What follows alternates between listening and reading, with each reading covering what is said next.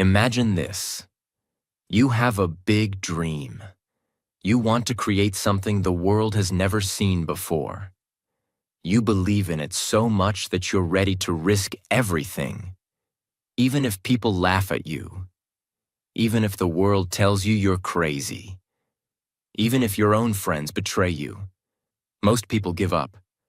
Most people run away. But not Walt Disney. He was fired for not being creative enough. He went bankrupt. He was betrayed, rejected, mocked, and left with nothing.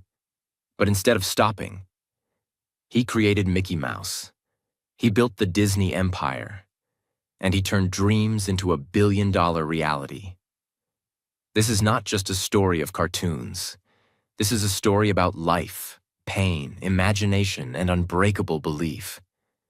If you're struggling, if people don't believe in you, if your dreams feel too big, watch this story till the end. It will change the way you think. And here's the bonus. As you listen, you're not just getting inspired. You're also improving your English, naturally, emotionally, powerfully, because this story is told in simple English with real-life examples and every moment explained clearly. Perfect for all learners. Part 1. The Boy Who Lived Inside a Dream. Let's go back to the very beginning. Name: Walter Elias Disney. Born December 5th, 1901. Place: Chicago, Illinois, United States. Walt was the fourth child in a big family.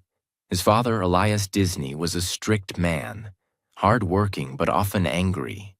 His mother, Flora, was warm, gentle, and believed in Walt's creativity. When Walt was just 4 years old, the family moved to a small farm in Marceline, Missouri. This little town changed Walt's life forever. Why? Because it was filled with trees, animals, trains, and quiet streets. Walt used to watch the trains go by and dream of distant places. He loved the world of imagination. From a very young age, Walt began drawing on anything he could find: paper, napkins, even walls. But they were not rich. In fact, they were very poor. So Walt didn't have fancy pencils or notebooks. Instead, he used charcoal sticks from the stove to draw on old newspaper. That's how the world's most magical empire started, with a boy drawing on trash paper. One day, a neighbor saw Walt's drawing of a horse and offered him 5 cents to draw one for her too. That was Walt's first money as an artist. Walt hated school. Why? Because it didn't allow him to imagine. It was boring, repetitive, and strict. He would often daydream, sketching funny characters in his books. His teachers scolded him. His father said drawing was useless. But Walt didn't stop. Walt's family was very poor. His father struggled to keep jobs. Walt and his brother Roy had to work even when they were children. At age 10, Walt delivered newspapers every morning at 4 a.m., even during the freezing winters of Missouri. He didn't have warm clothes. His hands would bleed from the cold. Sometimes he fainted from exhaustion at school, but he kept drawing. That was the only thing that made him feel alive. When World War I began, Walt wanted to serve, but he was too young to join the army. So he forged his birth certificate to say he was older and joined the Red Cross Ambulance Corps. At age 16, he was driving ambulances in France, far from home. Even there, surrounded by wounded soldiers in war, Walt decorated his ambulance with cartoons. He drew funny characters on the side to make the soldiers smile. This shows you who he truly was. Even in war, he wanted to bring joy to others. After the war, Walt returned to America and said, "Now I will become an artist." He started working at a commercial art studio in Kansas City, drawing ads for newspapers. But that job didn't last long. Walt had bigger dreams. He wanted to make moving cartoons, something people had never seen. He started his first company with a friend called Laughogram Studios. They created little fairy tale cartoons. People loved them. But Walt made a big mistake. He focused only on creativity, not on money. He gave away cartoons for free, trusted too many people, and didn't have a business plan. Soon, he was broke, alone, and sleeping in his office. He had just $40 left, no food, and no support. But instead of crying, he packed a small suitcase, borrowed $500, and took a train to Hollywood. He believed that his real story had just begun. Every great dream starts with the poor boy who refuses to stop dreaming. Walt didn't have money. He didn't have support, but he had a pencil, a dream, and the courage to keep going. Walt Disney stepped off the train in Hollywood with nothing but a small suitcase, a drawing pad, and a heart full of dreams. It was 1923. He was just 21 years old, had only $40 in his pocket, and knew no one. He had already failed once in Kansas City. He had lost his studio, his savings, his equipment, and his team. But what he didn't lose was his belief.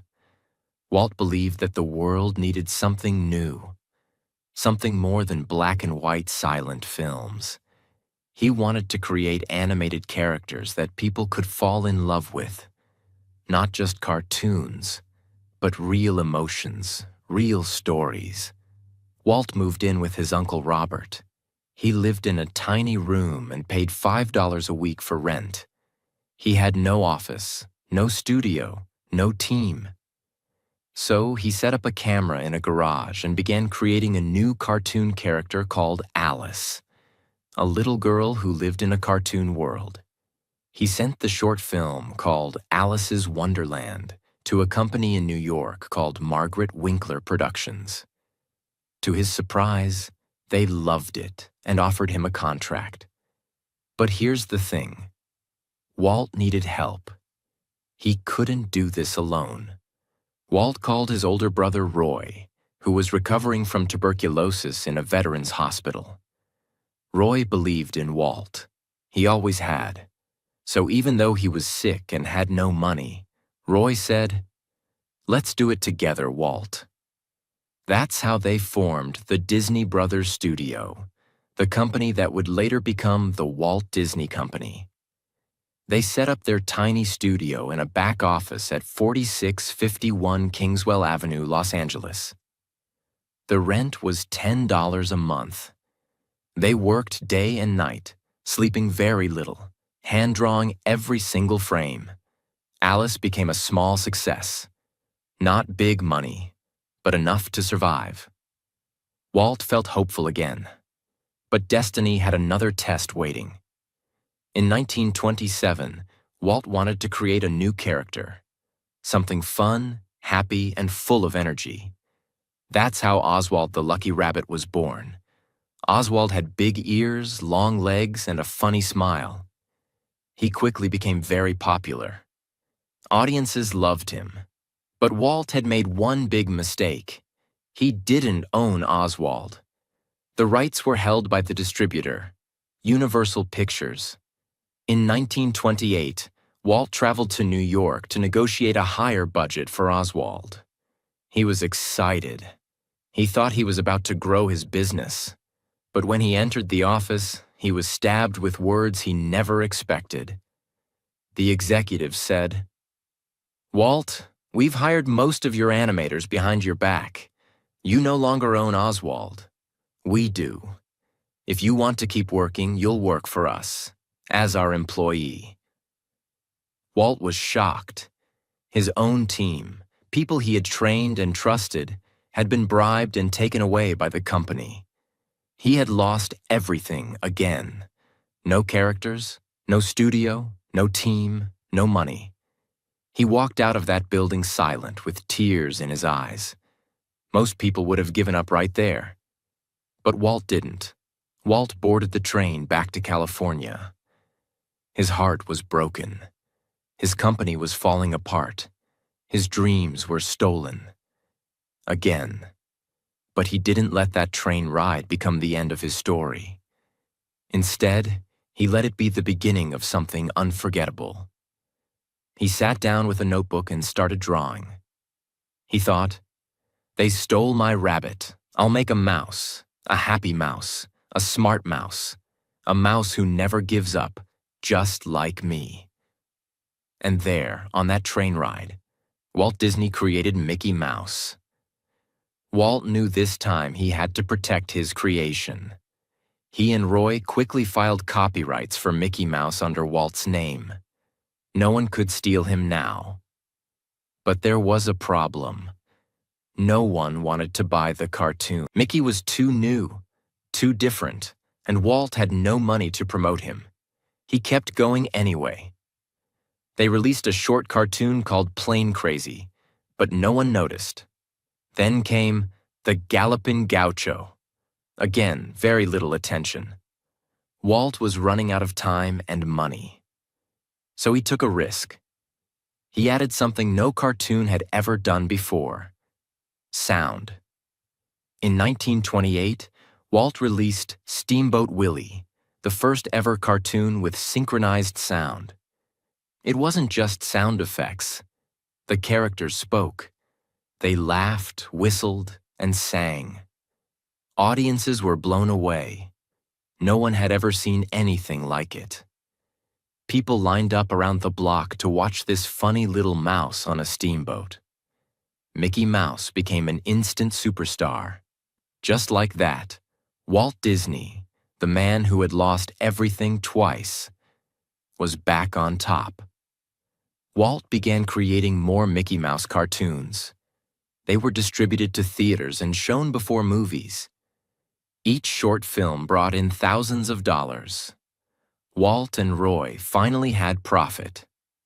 They hired more animators, bought better equipment, and opened a proper studio on Hyperion Avenue in Los Angeles. But Walt wasn't satisfied. He didn't want to just make cartoons. He wanted to build a world, a place where imagination had no limits. When everything was taken from him, even his own creation, Walt didn't cry, complain, or quit. He went back to the drawing board and created something better. They stole his rabbit. He gave the world a mouse. And that mouse became a legend. This part of Walt's story is not just about cartoons. It's about how to fight back after betrayal, how to protect your dream, and how to create something unforgettable when you're broken. Part 2. The Mouse Who Conquered the World. And a Dream That Nearly Killed Him. After the world fell in love with Mickey Mouse through Steamboat Willie, Walt Disney was finally climbing out of darkness. The betrayal of Oswald still hurt. But now, Walt had something he truly owned. Mickey Mouse wasn't just a character. He was a symbol of survival. A little mouse with a big heart. And Walt wasn't just drawing cartoons anymore. He was quietly building an empire. With the money from Mickey Mouse cartoons, Walt and Roy bought a new office on Hyperion Avenue in Los Angeles. It was small at first. Just a few rooms, a few desks, and a small team. But Walt treated it like the beginning of a kingdom. He hired more animators. He pushed them to be better, to do things no one had ever done. He wasn't focused on short-term success. He was obsessed with what could be possible. And that's when he started dreaming of something much bigger. Walt didn't stop at Mickey. He gave Mickey a girlfriend, Minnie Mouse, and she quickly became loved by fans all around the world. Then came more characters. Goofy, the silly dog who was always clumsy. Pluto, Mickey's loyal pet. Donald Duck, the angry, funny duck with a loud voice. Each one became iconic. But here's something most people don't know. Walt Disney voiced Mickey Mouse himself in the early years. Yes, that cheerful, squeaky voice, that was Walt's own voice. He wasn't just the creator. He was Mickey. As Mickey's popularity exploded, Walt and Roy began licensing the character. They started with small things: pencils, lunchboxes, notebooks, and watches. Then came Mickey Mouse dolls, books, posters, even clocks and toys.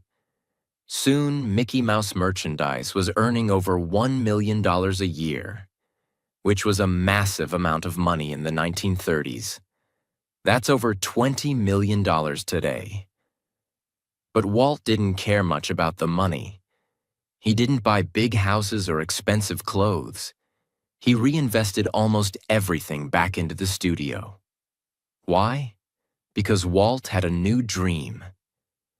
A dream that everyone thought was impossible. In the early 1930s, Walt began talking about making the first full-length animated feature film. No one had ever done it before. Movies at that time were live action, real people, real sets. Cartoons were just short, funny clips, usually 5 to 7 minutes long. When Walt told people he wanted to make a 90-minute animated movie, people in Hollywood laughed. They called it Disney's Folly. Even Roy and his wife Lillian Disney were worried. Why?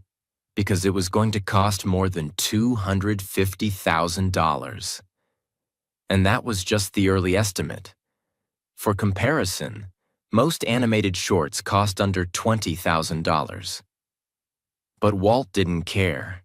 He said, "This is going to change the world. People will sit down and cry over a cartoon." No one believed him, but he moved forward anyway. Walt chose Snow White and the Seven Dwarfs as the story for his film. It was a classic fairy tale, with love, danger, magic, sadness, and hope. But turning it into a cartoon wasn't easy. Walt pushed his team to go beyond anything they'd done before. New techniques in animation: depth, shadows, motion. Detailed character expressions, full orchestral music score, hand-painted backgrounds, over 2 million individual drawings. The budget quickly grew from $250,000 to $1.5 million. Walt had to mortgage his house and borrow money from banks. The stress nearly broke him. He lost weight. He couldn't sleep. He started having nervous breakdowns. People around him were terrified. If Snow White failed, the entire studio would shut down. Everyone would lose their jobs. Walt would lose everything. But he didn't slow down. He said, "This is not a cartoon. This is a story about the human heart."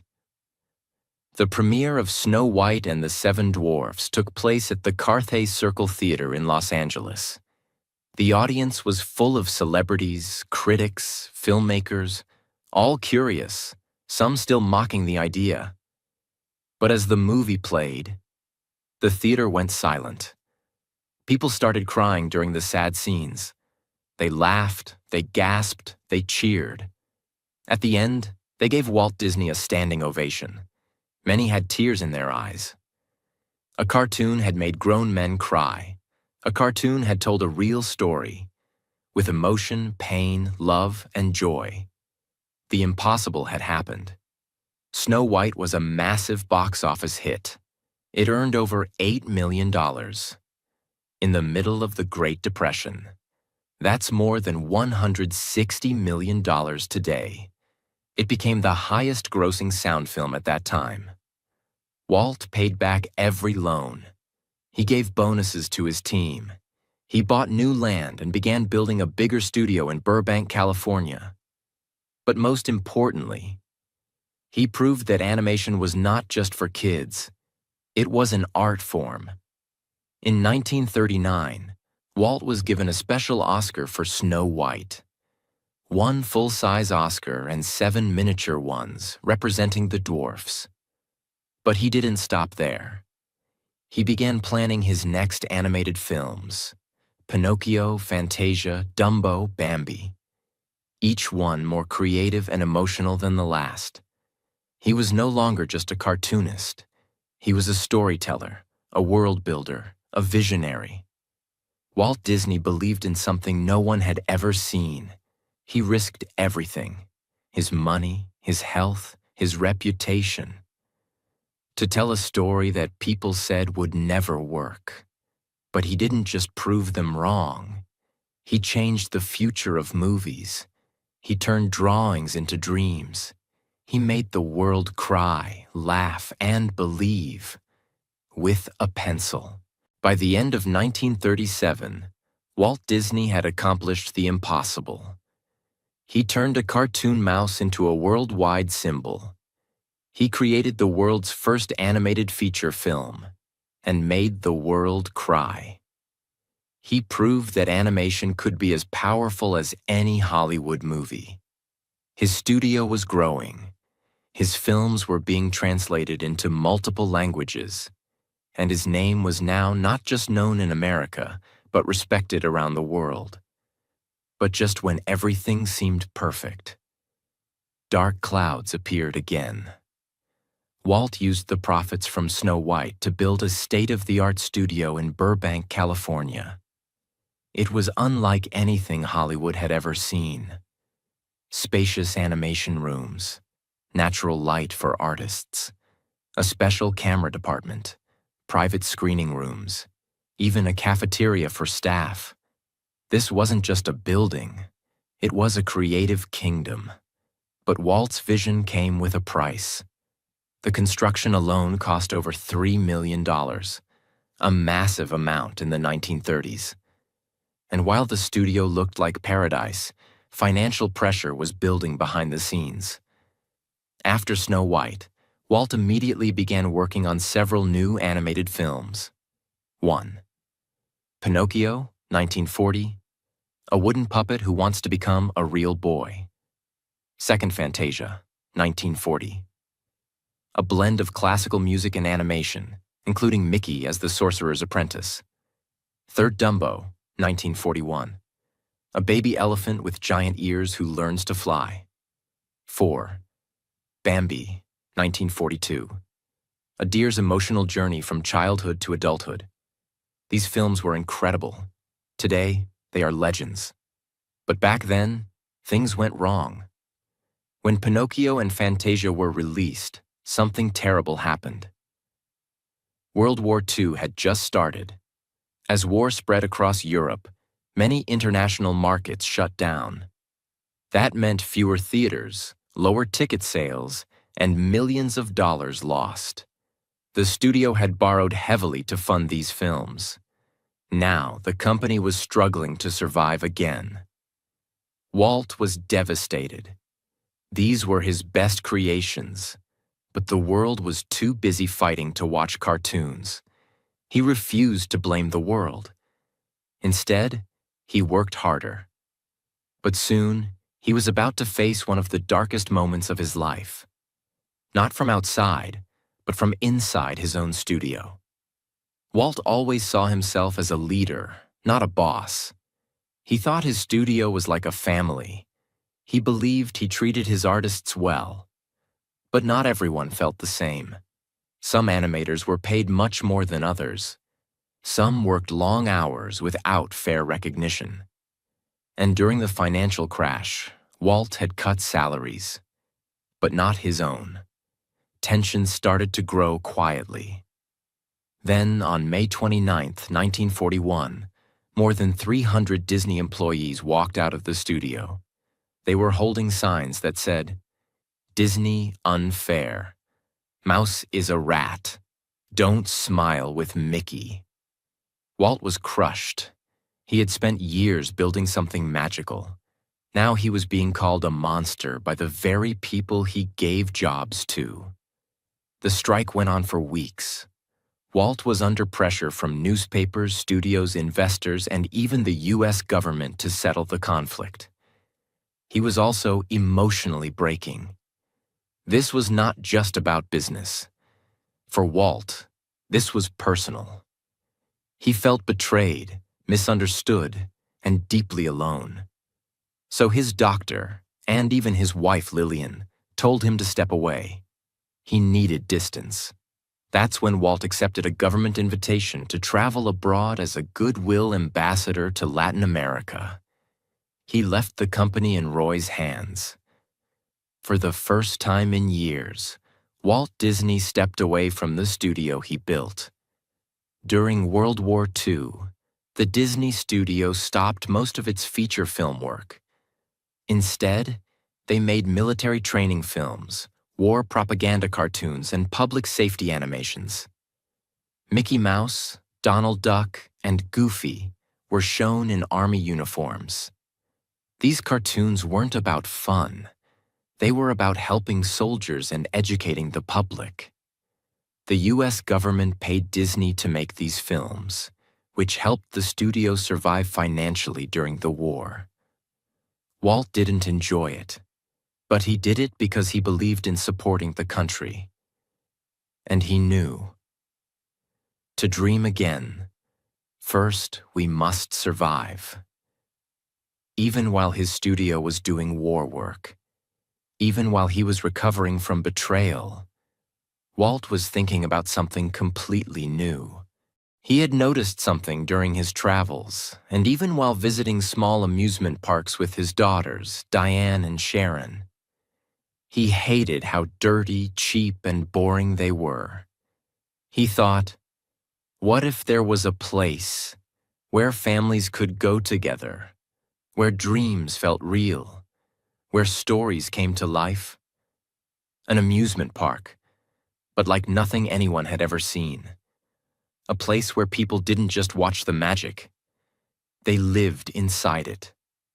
That idea began to grow quietly inside him, while the world saw Mickey, Pluto, and Goofy on screen. Walt was secretly sketching castles, rides, worlds, and lands on napkins and notepads. People thought he was just recovering from stress, but what he was really doing was building the future. Walt Disney survived global war, financial collapse, and personal betrayal. He lost his team, he lost his peace, he lost his spark. But instead of giving up, he started imagining a world no one had ever seen. When people expected him to retire, he began dreaming harder than ever. Because that's who Walt was. When his world broke, he created a new one. Part 3. The Crazy Dream of Disneyland, and how he built the happiest place on Earth. While the world thought Walt Disney was just making more cartoons, while newspapers said he was past his prime, while investors still doubted him, Walt Disney was secretly building something much, much bigger than a film. He was designing an entire world. Not a fantasy world on paper, a real place. A place people could walk into. A place where stories would come alive around you. A place that would make children smile, adults dream again, and the impossible feel real.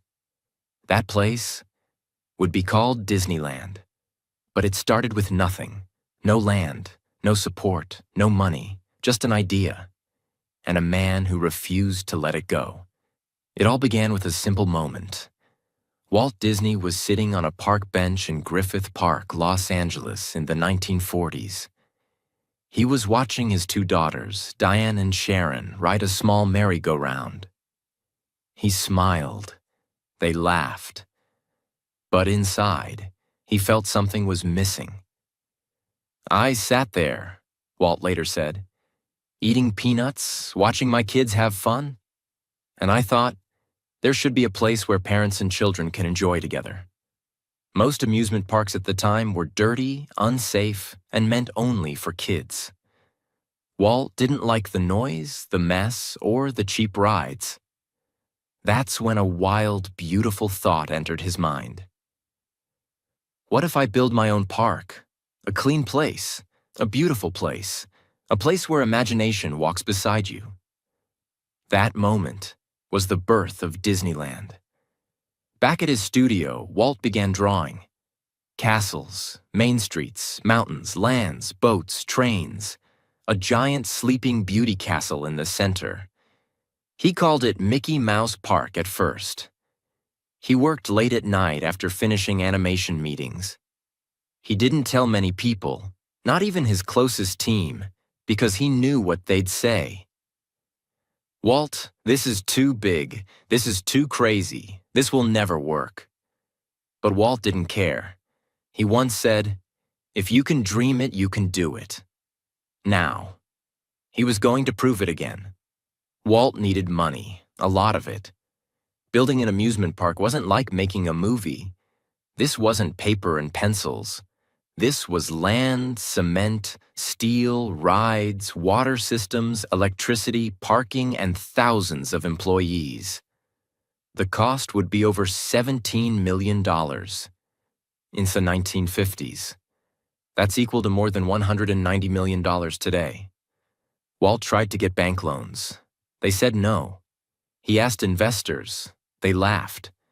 Even Roy Disney, his own brother, told him this was financial suicide. But Walt didn't stop. He said, "I'm not asking for permission. I'm building the future." So he made a dangerous decision. Walt Disney made a brilliant deal with ABC, a television network that needed new content. He said, "I'll make you a weekly TV show. You help fund my theme park." ABC agreed. They invested $500,000 in Disneyland and gave Walt a 1-hour weekly slot on national TV. Walt used that show, called Disneyland, to promote the park before it was even built. Each week he shared cartoons, behind the scenes of animation, new characters, and previews of the park. Millions of Americans watched in excitement. No one had ever marketed a theme park on TV before it even existed. Walt was now raising money and building a fan base at the same time. He sold life insurance, mortgaged his home, borrowed money from friends, and risked everything he had built over 30 years. All for a dream. Walt chose a 160-acre piece of land in Anaheim, California. At the time, it was full of orange trees and farmland. People thought he was crazy. Anaheim was far from Los Angeles. There were no freeways, no hotels, no tourism. But Walt saw what no one else saw. One day, this will be the heart of joy. He bought the land for $879,000. Then construction began, and nothing was easy. Disneyland was built in just 1 year, between 1954 and 1955. But almost everything went wrong. Water pipes broke. Heat waves destroyed concrete. The castle roof caught fire once. Workers fell behind schedule. Rides broke during tests. Contractors quit halfway through. And Walt kept changing designs. Even after walls were built, the workers called it Walt's nightmare. But Walt kept walking the site every day in a hard hat, sweating under the sun, pointing, fixing, encouraging. One worker said, "You didn't want to disappoint Walt." Even when he was tired, his eyes were still dreaming. The big day arrived. More than 28,000 people showed up to Disneyland's opening day, even though they had only planned for 15,000. Counterfeit tickets were sold. Traffic was so bad, cars were stuck for 7 miles. Rides broke down, food ran out, bathrooms overflowed. High heels sank into the fresh asphalt because it was still hot. The media called it Black Sunday. Some said the park would fail within a year. But Walt said nothing. He simply fixed everything. Within weeks, the problems were solved. Within months, crowds kept growing. And within a year, more than 3.5 million people had visited Disneyland. Disneyland was a miracle. It had themed lands like Main Street, USA, a vision of Walt's childhood town. Adventureland, with jungle cruises and wild stories. Fantasyland, home of Peter Pan, Snow White, and Sleeping Beauty. Tomorrowland, a future of rockets, science, and space. Frontierland, cowboys, trains, and the Wild West. Every corner had music, detail, color, smells, characters, and magic. It was not just a park. It was a living dream. Walt said, "Disneyland will never be completed. It will continue to grow, as long as there is imagination left in the world." Walt Disney built a world, while everyone said he was crazy. He risked his company, his house, his savings, and his health. But in the middle of dirt and chaos, he saw a castle. And where others saw oranges, he planted imagination. Disneyland wasn't built with money, it was built with belief. Part 4. The Final Dream, and how Walt Disney built a world that never dies. Disneyland was a living dream, but Walt Disney was not done. In fact, just months after Disneyland opened, he had already started dreaming again. He had created movies. He had changed animation. He had built the first magical kingdom. But now, he wanted to create an entire city, a city of the future, clean, safe, organized, full of technology, parks, public transport, and opportunity. He called it EPCOT, the Experimental Prototype Community of Tomorrow. And he was ready to build it. Walt didn't want to just entertain people anymore. He wanted to improve the way they live. He looked at the problems of American cities in the 1960s. Traffic, pollution, crime, overcrowding. And he thought, we can do better. He imagined people living in beautiful homes, safe and fast transportation with monorails and people movers, a central dome city filled with community, innovation, and education. No cars in neighborhoods, only walking paths and trains. A place where technology and humanity grow together. Walt said, "Epcot will always be in a state of becoming. It will never be completed, but it will always show the world what can be." He bought 27,000 acres of land in Florida. Yes, 27,000, which is twice the size of Manhattan. But very few people knew what he was doing. He bought the land in secret, using fake company names to keep the price low. When news broke, people were shocked. Walt Disney is building something in Florida. But what exactly? Walt was working day and night. He was holding secret planning meetings. He was sketching maps, models, and city plans. He was recording videos of himself explaining the vision of Epcot. Even at age 64, Walt was still more creative than anyone alive. But something was silently happening inside his body. Something dangerous. Something final. Walt Disney had been a heavy smoker for most of his life. Even during studio meetings, he would hold a cigarette in one hand and a pencil in the other. In November 1966, he went to the hospital for a minor neck injury. Doctors took an X-ray and found a dark spot on his left lung. It was lung cancer, and it was already spreading. Walt kept it private.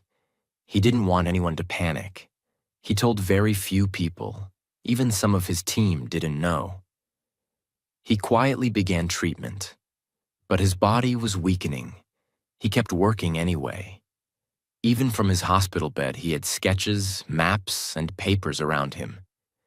He had the model of Epcot placed on the ceiling above him, so when he looked up, he could see his city. Roy Disney later said, "Even in his last days, Walt wasn't thinking about death. He was thinking about what the world could become." Walt Disney died on the morning of December 15, 1966, just 10 days after his 65th birthday.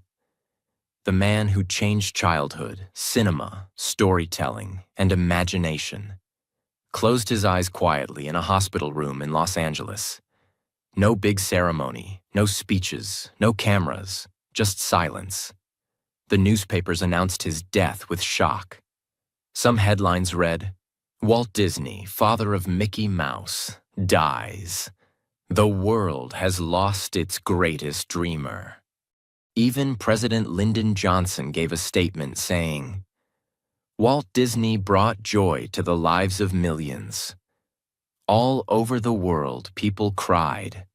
From children in Tokyo to families in New York, from animators in Italy to tourists in Brazil. Millions of people felt like they had lost someone personal. But Walt Disney didn't truly die, because his dream was now alive inside all of us.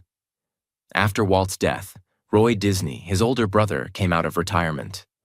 He had one final mission: finish what Walt started. Roy led the building of Walt's project in Florida. Not just a theme park, but a world. On October 1st, 1971, the gates of Walt Disney World opened. It was 5 times bigger than Disneyland, a full resort, a castle twice the size, lakes, hotels, trains, golf courses, transportation systems. Roy made one powerful decision.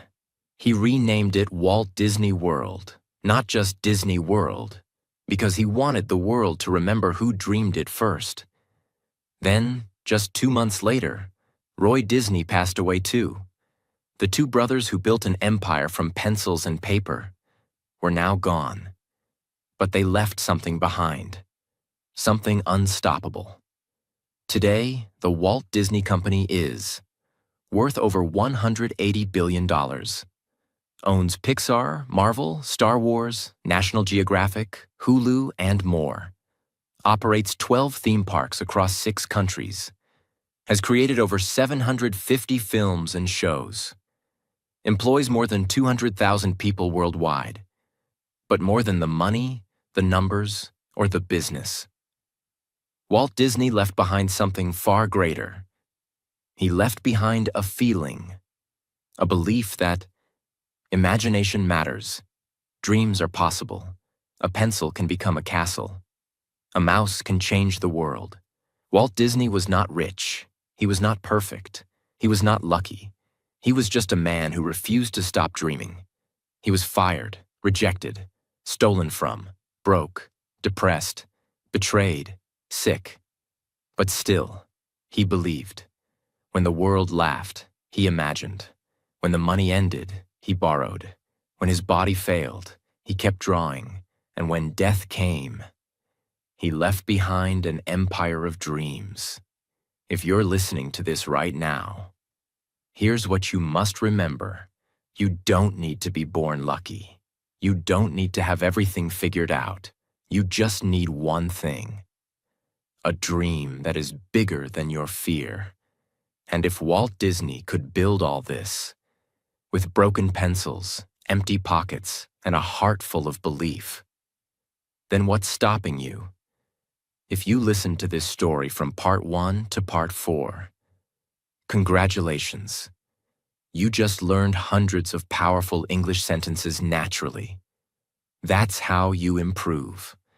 By listening to real stories, told with emotion, and learning with your heart, not just your brain. If this story moved you, if you felt something inside, if it gave you courage, hope, or imagination, then please like, share, and subscribe. Not for me, not for the channel, but because someone out there needs this story today, just like you did. Let them hear it. Let the dream continue. Because in the words of Walt Disney himself, it's kind of fun to do the impossible.